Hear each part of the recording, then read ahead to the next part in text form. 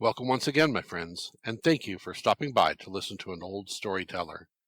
Today we have a Hungarian tale, and the title of this story is The Gold-Bearded Man.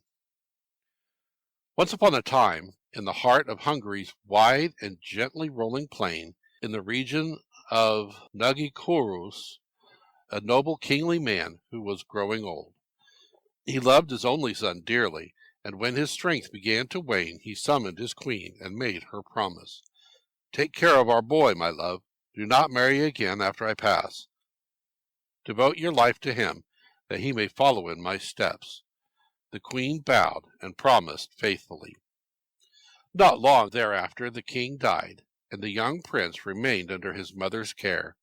But, alas, though she had indeed vowed to abandon marriage, she broke that vow. Soon she married again, this time to a rigid and corpulent man of power, and crowned him king in place of her own son.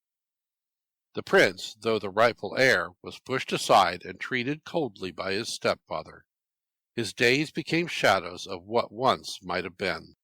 Nearby the royal castle flowed a curious little brook, its waters not silvery blue, but creamy white, as though the stream ran with milk rather than water.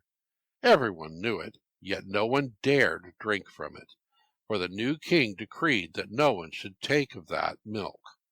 Guards stood vigil, forbidding the villagers and the castle folk alike. Morning after morning the king's guards noticed something strange. Before the dawn, someone, not any castle troop or villager they knew, would quietly draw buckets of milk from the brook. Then this person vanished as mysteriously as they had come. On one such dawn the guard captain rode out and spied a figure hidden by the reeds. A tall, wild man, his beard gleaming like fine gold, his hair tangled with leaves. The guards raised their spears, but the golden-bearded man vanished into thin air as though swallowed by the plain itself. The king, enraged and curious, demanded that his soldiers capture this mysterious figure. Many attempts were made, ambushes in the reeds, nets set by moonlight, traps strewn by the brook's edge, but always the gold-bearded man slipped away. It seemed the land itself aided his escape. One night an old soldier of the king's guard mapped out a plan. He said, "Let us leave bread and bacon where the brook empties, and pour a cup of wine, drugged with a soporific herb. When the golden-bearded man comes to drink, he will fall asleep, and we shall seize him."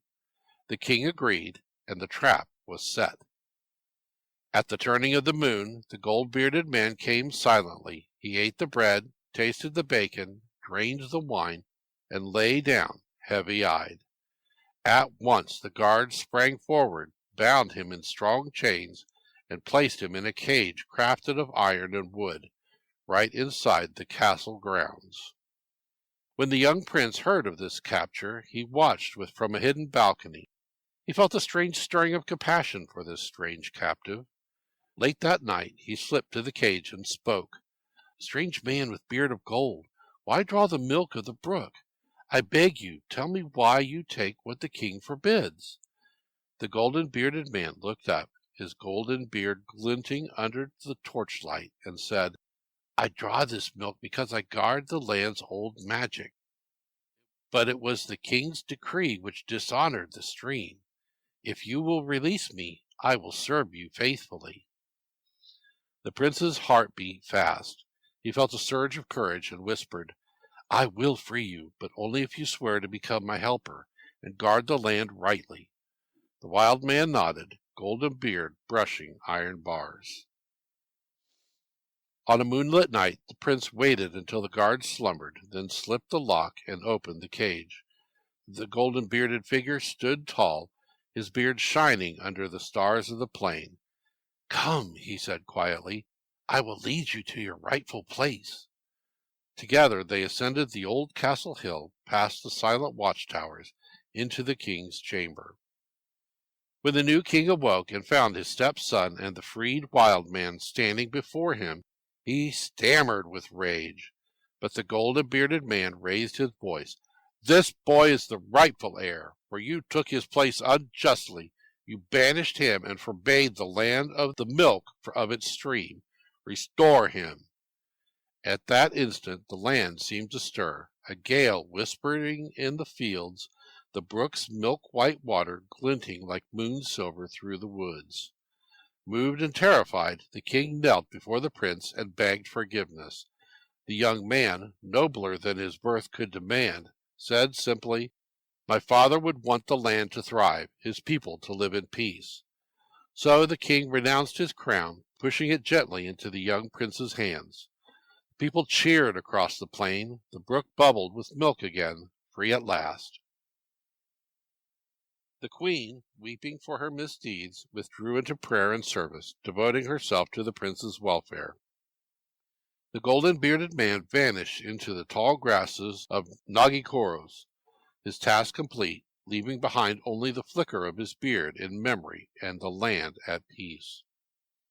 And so the young prince ascended as rightful ruler. Under his gentle hand the fields flourished, the milk brook ran freely, and the people lived with hearts light and eyes bright, ever mindful of the strange helper who came when justice seemed beyond reach.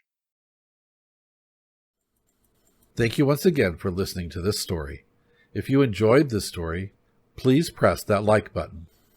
Also, please help an old storyteller out by subscribing to my channel. The next story will be posted in a few days, so until then, may your story continue to be a good one.